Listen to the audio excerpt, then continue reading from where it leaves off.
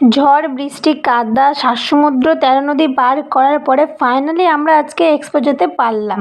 এরকম করে কথা কেন বললাম সেটা জানার জন্য কেউ স্কিপ না করে পুরো ভিডিওটা দেখতে থাকো, তাহলেই বুঝতে পারবে। হ্যালো বন্ধুরা, কেমন আছো তোমরা? আসলে খুব ভালো আছো আর তোমাদের ভালোবাসা আমি এখন অনেকটাই ভালো আছি আর অনেকটাই সুস্থ আছি। ফাইনালি আমরা আজকে সব বাধা পেরিয়ে এক্সপো আসতে পারলাম। অনেক দিনই হলো ভিডিওটা করা আছে, আমার এডিট করে পোস্ট করা হয়নি কারণ শরীরটা অনেকটাই খারাপ ছিল তার জন্য। আর জানো তো ভিডিওটা না উল্টাপাল্টা হয়ে গেছে, মানে কখন কোন ক্লিপটা নিয়েছে আমার ঠিক মনেই নেই। আমরা প্রথমেই ঢুকে পড়েছিলাম আর আমরা তো পাস নিয়ে গেছিলাম, 3 জন পাসের মধ্যে ছিল আর একজনের টিকিট এক্সট্রা কাটতে হয়েছিল, মানে আমরা গেছিলাম মোট 4 জন। আমি, আমার বর, আমার ভাই আর বোন, আমরা এই 4 জন মিলে গেছিলাম। তো প্রথমেই এই নৌকা না কি বলছে এটার মধ্যে উঠে পড়েছি। তো এই রাইডটার নাম না আমি ঠিকঠাক জানি না, তাও আমি তোমাদের সাথে শেয়ার করলাম। তবে এটাতে না ওঠার আগে মনে হচ্ছিল যে ভয় লাগবে, কিন্তু ওঠার পরে না একটু ভয় পাইনি। তারপরে আমি আমার বোনকে বললাম যে দেখ আমরা উঠলাম, এটাতে ভয় লাগবে না, তুই কি উঠবি? বললো যে না উঠবে না। তো এই হচ্ছে পাস, আমরা গেট পাসও হয়ে গেছে, প্লাস যেটাতে উঠেছিলাম সেটাও বাদ হয়ে গেছে। এখন আমরা উঠবো ট্রেনের মধ্যে। ট্রেনে উঠবো আমি, ভাই আর বোন, তোমাদের দাদাভাই উঠবে না ট্রেনের মধ্যে। তার আগে তোমাদেরকে আমি 4-5টা ঘুরিয়ে দেখাচ্ছিলাম যে কেমন কি বসেছে। তো সেরকম কিছু নাই জানো তো, আজকে না খুব বৃষ্টি হয়েছে আর অনেক জোরে জোরে হাওয়া বইছিল। তো ভাবলাম হয়তো সব রাইড বন্ধ থাকবে, তাও আমরা এসে দেখলাম যে না, সব রাইডই খোলা আছে। তো এই যে এক্সপোতে এসে আমার একটা বান্ধবীর সাথে দেখা হয়ে গেছে, বান্ধবী কাম বৌদি, তো যাই হোক এখন বান্ধবী বলবো, যখন বৌদি হবে হবে। তো তার সাথে দেখা হয়ে গেছে। তো দেখো এখন আমরা সবাই মিলে ট্রেনের মধ্যে উঠে পড়েছি, চলো। আর এই পিছনে ভাই আছে। আগের বছর না এক্সপোতে আমরা সবাই মিলে এসেছিলাম, মানে আমার শ্বশুর বাড়ির ফ্যামিলি সবাই এসেছিলাম জানো তো। আগের বার এক্সপোতে না আমরা সবাই মিলে এসেছিলাম, আমি, আমার বর, আমার শ্বশুর শাশুড়ি, যা ভাসুর সবাই মিলে এসেছিলাম। আর এইবার জানো তো আমার শাশুড়ির শরীরটা খুব একটা ভালো নেই, তার জন্য আসলো না। আর আমার শাশুড়ি আসলো না বলে আমার শ্বশুরমশাইও আসলো না। আর আজকে যে আমরা এক্সপোতে আসতে পেরেছি সেটা শুধুমাত্র আমার শাশুড়ি মায়ের জন্যই আসতে পেরেছি, না হলে আর এই বছর আমাদের এক্সপো আসা হতো না। এইবার তোমাদেরকে বলি 7 সমুদ্র 13 নদী পার করে কেন আমরা এক্সপোতে এসেছে প্রায় অনেক দিনই হলো। প্রতিদিনই যাবো বলে আর যাওয়া হচ্ছে না, আমার কলেজেরও একটু প্রেশার থাকছে আর কোনো সময় ভাইয়ের টিউশন বা বোনের টিউশন, এই করে আর এক্সপো যাওয়া হচ্ছে না। তো প্রতিদিনই না বৃষ্টি হচ্ছে, তার জন্য আরও যাওয়া হচ্ছে না। সকাল থেকে পুরো রোদ উঠে থাকছে আর যেই বিকেল হচ্ছে সেই থেকে বৃষ্টি শুরু হয়ে যাচ্ছে। আর যেদিন রোদ উঠছে সেদিন আমার একটুও যাওয়ার ইচ্ছে করছে না, কারণ সেদিন প্রচুর রোদ, তো গরমে আর ইচ্ছে করছে না যে আমি রেডি হয়ে কোথাও বেরোই। আমি একা না ওই যে ব্যাগ নিয়ে দাঁড়িয়ে থাক চল। হ্যাঁ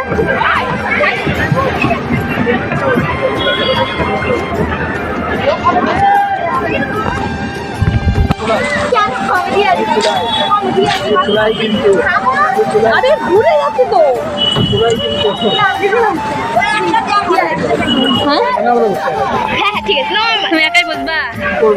তো আজকেও প্রচন্ড জোরে বৃষ্টি হচ্ছিল, তারপরেও আমরা আসলাম। আমার শাশুড়ি মা বললো যে যা আজকে কিছু হবে না, যদি বৃষ্টি হয়ও তাহলে ঘুরে চলে আসবি, কিন্তু যা আজকে যা হবে হবে। তো এইভাবেই আমরা আজকে এক্সপোতে আসলাম আর এইসব দেখছি সব রাইডই চলছে। তো আজকে বরমশাই হচ্ছে অনেক খুশি কারণ আজকে এক্সপো আসতে পেরেছে। তো তারপরে আমরা উঠে গেছিলাম ব্রেক ড্যান্সে, তো সেটা আর কোনো রকমের ভিডিও করা হয়নি কারণ অনেক জোরে জোরে ঘোরাই, তো তার জন্য। তারপরে আমরা চলে এসেছিলাম নাগরদোলা, এই যে বড় নাগরদোলা, এটার মধ্যে উঠতে। আর তোমাদের দাদাভাইয়ের কি ভয় এটাতে ওঠার পরে, আগের বছর যখন উঠেছিল তখনও চিৎকার করছিল আর এই বছরও চিৎকার করছে। তো দেখো এখানে ভাই আমাকে ক্লিপ এনে দিল কারণ আমি এখন খোপা করে নিব। কারণ জানো তো আমারও না একটু ভয় লাগে, কারণ এর আগের বার একটা ফেসবুকে দেখেছিলাম যে একটা মেয়ে নাগরদোলায় উঠেছিল চুল ছেড়ে আর পুরো পেঁচিয়ে গেছিলো, নাগরদোলার যে রডগুলো হয় সেটার মধ্যে পুরো চুলটা না পেঁচিয়ে গেছিলো। তো সেই ভয়তেই আমি ক্লিপ নিয়ে এসেছি যে আমি যখন নাগরদোলে উঠবো তখন আমি খোপা করে নেবো আর যখন নেমে যাবো তখন আমি আবার চুলটা ছেড়ে দিব। জানো তো বন্ধুরা, তোমাদের দাদাভাই যখন নাগরদোলে উঠেছিল তখন এতটা কড়া হয়ে গেছিলো না, নিচে নেমে সঙ্গে সঙ্গে আগে জল খেয়েছে। তো খাওয়ার পরে এখানে এসে আগে ফুচকা খেলো, তারপরে পুরো মেলাটা আমরা ঘুরে দেখলাম।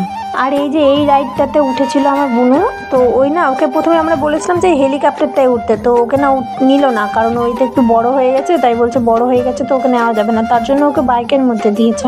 আমরা যে প্রথম রাইডে উঠেছিলাম না নৌকাটাই, সেটা না প্রথমে খারাপ হয়ে গেছিলো, তার জন্য আমরা ঠিকঠাক ঘুরতে পারিনি। তারপরে আমাদেরকে আর একবার এক্সট্রা করে ঘুরিয়েছিল, তো সেটা তোমাদের সাথে শেয়ার করিনি।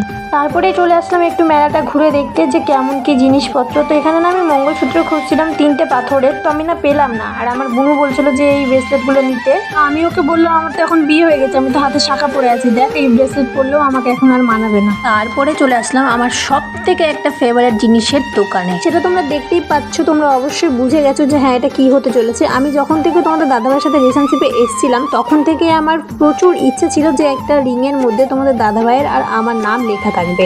তবে জানো তো, আমি বিয়ের আগে যে কোনো মেলাতে যাই না কেন, আমি এটা প্রচুর খোঁজ করেছি, কিন্তু আমি কোনো মেলাতে কোনোদিনই আমি দেখতে পাইনি। যদি দেখতে পেতাম তাহলে অবশ্যই বানিয়ে নিতাম। আর তোমাদের দাদাভাই না এখান থেকে অনেকটা এগিয়ে গেছিলো। আমি আর বুনু দেখতে দেখতে যাচ্ছি যে কেমন কি সব জায়গায় জিনিসগুলো বসেছে। সেটাই দেখতে দেখতে না আমার হঠাৎ করে এই জায়গাটা চোখে পড়ে। আমি আবার দাঁড়িয়ে কাকুটাকে জিজ্ঞাসা করি যে কাকু, এগুলোতে কি নাম লেখা হয়? বলছে হ্যাঁ, নাম লেখা হয়। আমি তখনই দাঁড়িয়ে তোমাদের দাদাভাইকে ফোন করে ডেকে বললাম, দেখো আমাকে এটা কিনে দিতেই হবে। তারপরে আমাকে এটা বানিয়ে দিল। এটা বানিয়ে দেওয়ার পরে বলছে তোমাদের দাদাভাই যে এটাও আমার এখন ফেভারিট হয়ে গেছে, ঠিক তোমার মতো। তখনও কিন্তু আমি ওকে বলিনি যে এটা আমার আগে থেকে ইচ্ছে বলো বা স্বপ্ন বলো একটা ছিল। আমি পর থেকে ওকে বললাম যে এটা আমার আগে থেকে অনেক স্বপ্ন ইচ্ছে ছিল। তো ফাইনালি আজকে আমার ইচ্ছে বলো স্বপ্ন বলো সেটা পূরণ হলো। আমি আজকে প্রচুর খুশি।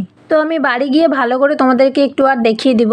তারপরে চলে আসলাম আরেকটা দোকানে। তো এখানে না আমার এই নিচের ক্লিপগুলো খুব পছন্দ হয়েছিল, কিন্তু আমি নিইনি। ফাইনালি এই কানেরটা নিয়েছিলাম। এটা আমার অনেক দিন থেকে নেওয়ার ইচ্ছে ছিল। আমি না মিশোতে সার্চ করেছিলাম, তো সেখানে 250-র মতো দাম ছিল। আর এখানে হচ্ছে আমি 150 টাকায় কানেরটা পেয়ে গেছি। আর আগের বার যখন এক্সপোতে এসেছিলাম তখন ওই যে সাইডে যে কার্ট করার মানে চুলে আঁচড়ানোর যে ইয়েটা দেখছো, সেটা আমি আগের বার এখান থেকে নিয়ে গেছি। আর এখানে এই যে ক্লিপগুলো নিলাম, 2টো ক্লিপ নিয়েছি, একটা আমার জন্য একটা শাশুড়ি মায়ের জন্য। আর তোমাদের দাদাভাই ওই পাইপটা নিয়েছে। আগের বার এসেও না অনেক কিছু কিনেছিলাম, এবারে এসে অনেক কিছু কিনে নিয়েছি। চাকু কিনেছি, একটা মশলাদানি কিনেছি, তারপরে জলের যে মানে কলের মধ্যে এখন লাগাচ্ছে না ঝর্ণার মতো, সেটা কিনেছি। তারপরে চাকু কিনেছি, 2টো নেল পালিশ কিনেছি, আরো অনেক কিছু কিনেছি। তো চলো তোমাদের সাথে শেয়ার করবো বাড়ি গিয়ে। আর এখানে না একটা সোফা কাম বেড আছে, আমার খুব পছন্দ হয়েছে। পুরো কমপ্লিট। এবার যাচ্ছি বাড়ি না মানে বাইরে কিছু খাওয়া দাওয়া করবো। এইবার লাইট চলে আসছে, বাইরে কিছু খাওয়া দাওয়া করবো। তো চলো এবারে খাওয়া দাওয়া করে বাড়ি যাওয়ার সময় বাড়ি গিয়ে ব্লগটা শেষ করে। তো এই যে বললাম ঠিকঠাক করে ব্লগ করতে পারিনি, কারণ মনে কোনো খুশি ছিল না তার জন্য। তো দেখো আমরা এখন এক্সপো থেকে বেরিয়ে পড়েছি। বাইরে বেরিয়ে আমরা কিছু একটা খেয়ে নেব। তো ফুচকা আর চপ ঘুগনি খেয়েছিলাম। তো আজকের ব্লগটা কেমন লাগলো জানিও, লাইক কমেন্ট শেয়ার করো। বাই।